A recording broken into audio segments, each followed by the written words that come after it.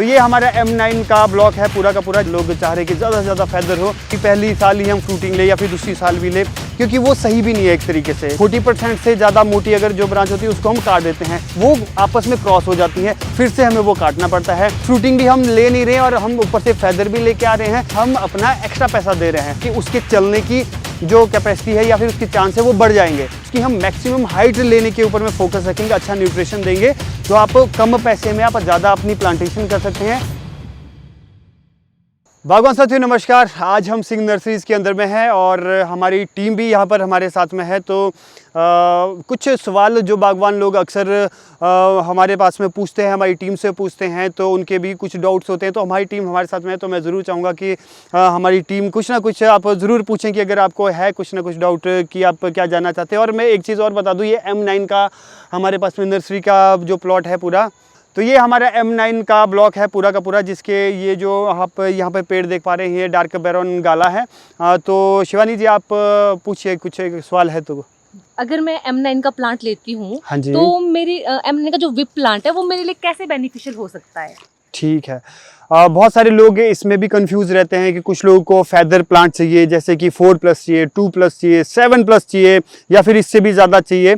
हम ऐसा देखते हैं, चाहे हम इंपोर्ट भी करते हैं तब भी हम देखते हैं बहुत सारे लोग चाह रहे हैं कि ज़्यादा से ज़्यादा फेदर हो, लेकिन उसके बाद हम देखते हैं कि वो जब अपने खेत में उन प्लांट्स को लगाते हैं और उसके बाद में उसको काटते रहते हैं तो इससे क्या होता है कि बहुत सारी एनर्जी भी जारी होती है। तो मैं यहाँ पर थोड़ा सा मैं क्लियर करना चाहता हूँ कि मतलब हमारे लिए कैसे बेनिफिशियल हो सकता है ये अगर हम विप प्लांट लेते हैं। विप प्लांट यानी कि मतलब जिसके अंदर में हमारे पास में अभी ब्रांचेस नहीं है। तो इसका जो फिनोमिना है, सबसे पहले उसको अंडरस्टैंड करते हैं कि ये किस तरीके से वर्क करता है। और हम अपने खेत के अंदर में जो M9 का अगर हम पूरा का पूरा प्लांटेशन कर रहे हैं तो हम उसमें विजन क्या लेके चल रहे हैं, हम क्या लेके चल रहे हैं।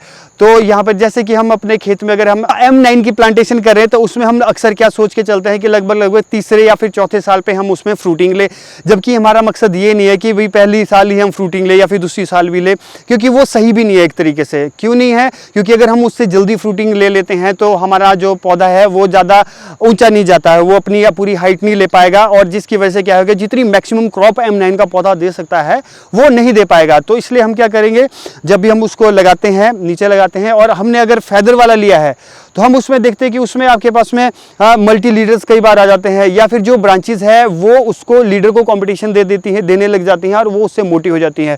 और हमने जैसे कि समझा है, अंडरस्टैंड किया है, 40% से ज़्यादा मोटी अगर जो ब्रांच होती है उसको हम काट देते हैं, तीसरी या फिर चौथी आंख के पास में उसको हम काट देते हैं। तो इसका मतलब जो वुड हमने वहाँ पे बनाया है वो हमारा वेस्ट गया।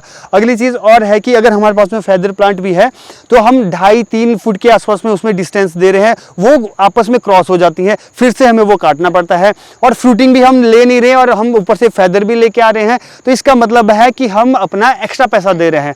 अगर हम लोकल नर्सरी से भी हम लेके चल जाते हैं तो 400-450 का एक प्लांट आपको मिल रहा है अच्छे फेदर वाला, बजाय इसके कि अगर हम एक विप प्लांट ले लेते हैं। पहली चीज़ तो है कि उसके चलने की जो कैपेसिटी है या फिर उसके चांस है वो बढ़ जाएंगे।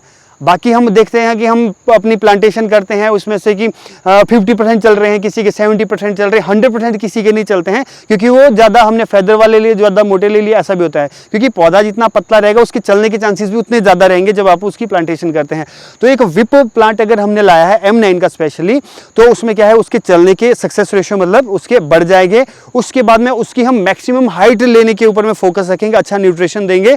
तो आप देखेंगे कि कम सालों के अंदर में, पहली साल में ही आपके पास में लगभग वो अगर आप घुटने के आसपास में उसको पहला कट मारते हैं तो लगभग 6 फुट से ऊपर निकल जाएगा। क्योंकि लास्ट ईयर मैंने सिंह नर्सरी से लिए थे, M9 के पौधे लिए थे, लगभग 20 पौधे लिए थे, उसमें से मैक्सिमम की हाइट लगभग 6 फुट से ऊपर है, मेरी हाइट से ज़्यादा है। कुछ पौधे उसमें कैसे हैं, लगभग 7 और 7.5 फीट के आसपास में है, उसमें फेदर अभी नहीं निकाले हैं, कुछ निकाले उसमें मैंने कट मार दिया। और दूसरी चीज़ है, जब हम नोचिंग करके हम उसमें फेदर निकालते हैं वो भी हमारे लिए आसान हो जाता है। एक नई वुड के अंदर में अगर आपकी बात 2 साल की वुड हो जाती है, उसमें नोचिंग करके हमारे पास फेदर निकालना थोड़े कठिन हो जाते हैं, उसके बाद में उसके ऊपर PGR लगाना पड़ता है, वो थोड़ा चैलेंजिंग है।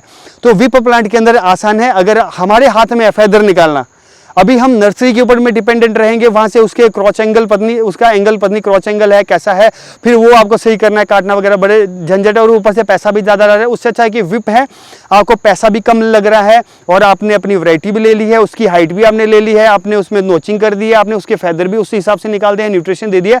तो मेरे को लगता है कि ये हमारे लिए ज़्यादा बेनिफिशियल हो सकता है। अगर हम फाइनेंशियली देखें तो आप कम पैसे में आप ज़्यादा अपनी प्लांटेशन कर सकते हैं और उसमें कब फ्रूटिंग लेनी वो कंट्रोलिंग आपके हाथ में हो रही है, अगर आपके पास में इसकी समझ है। तो ये आपके पास में कुछ पॉइंट्स मैंने बताया कि अगर आप विप लेते हैं तो ये आपको कैसे बेनिफिट ले सकता है और कैसे आप जल्दी से जल्दी उसकी मैक्सिमम हाइट लेके पूरा फोकस आप फेदर के ऊपर में करो, क्रॉपिंग के ऊपर में करो, लॉन्ग लास्टिंग चलेगा, लंबे समय तक ये चलने वाला है।